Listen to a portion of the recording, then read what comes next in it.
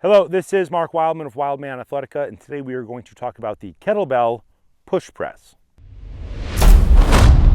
There are three major types of overhead presses from the standing position in kettlebell lifting. The pure press, or iron body, where your body does not move. Straight legs, tight glutes, ribs pushed down. Think of your body as making total body tension to support an overhead press. Think of a push press as a press with an assist from the legs. Dip the knees, press to make the bell light to help it get up overhead. Then there is the third category, the jerk. The jerk, like it is in Olympic lifting or in dumbbells, is a push and a drop underneath as you press to lock out overhead. We tend to teach these in that order: pure press, push press, jerk. Jerk is really hard for a lot of people to learn, so we kind of push it to much later in training, and we let people get really good and really strong at the press first, then the push press. In order to pick the weight up to our rack position with the weight at shoulder height, we're going to use our swing back clean. Point your thumb towards the sky, point your thumb down, take the L of your hand to that corner of the kettlebell,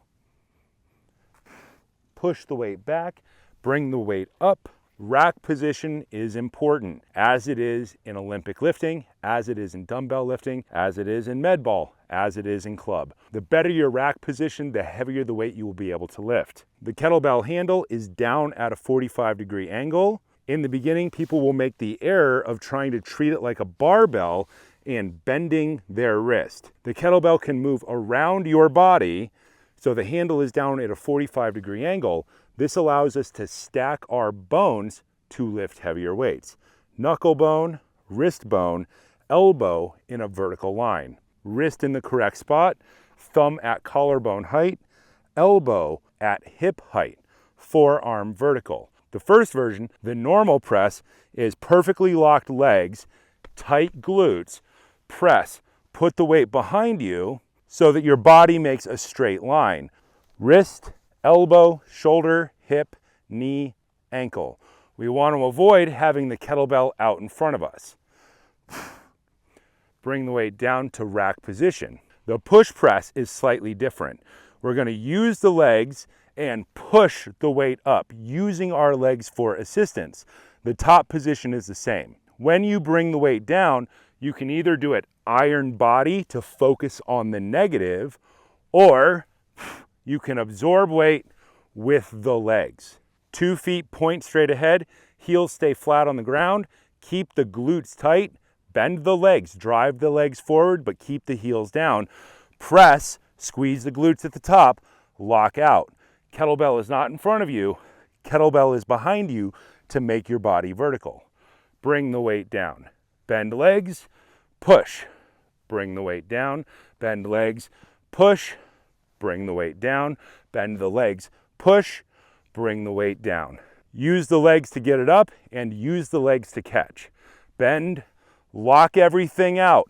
Iron body, straight, strong legs, strong glutes, strong abs. Absorb with the legs. Reset. Bend, push. Absorb with the legs. Lock out. There is a lockout in the standing position at the bottom and a lockout at the top. Reset each time with the legs, push, absorb, reset with the legs. The goal of this is to help people learn to stand all the way up and to endure longer. A lot of athletes will end up doing a push press just naturally as they get tired and they push their number of reps up. The point of kettlebell lifting is endurance weightlifting. It's separate from something like Olympic lifting, where an athlete is focusing on developing pure strength. Kettlebells are intermediate weights, and they go for intermediate amounts of time. In the beginning, you will treat it as 1 to 5 reps, like strength training, but you will add those sets together in something like a reverse ladder. 5 reps, 5 reps, 4 reps, 4 reps, 3, 3, 2, 2, 1, 1. So that you learn to not put the weight down. When you do something like that, you're actually doing 30 reps for your legs, so your upper body is in strength training, your lower body is in endurance training, and your core is in endurance training. So athletes will start with a pure press, perfectly locked legs, squeezed glutes, work on the press, get the weight behind them, squeeze their tricep, bring the weight down, iron body, and at some point, they will start to lose the ability to get through the sticking point of their press. When that happens, they bend their legs, they push through the sticking point to get to lockout. And then as they continue to get tired, athletes will add the knee dip to get through the sticking point on the way up, and they will use the knees to absorb force on the way down. Push press is one of those things you absolutely have to know. It is a fundamental athletic skill. Iron body press, push press when you get tired, and double dip press, which is a jerk. This exists in Olympic lifting, in kettlebell lifting, in dumbbell lifting, and all forms of lifting with overhead presses, this exists. Every press is a version of a leg exercise. Even if it's an iron body press, your leg tension supports the rest of your body, which allows athletes to continue to press.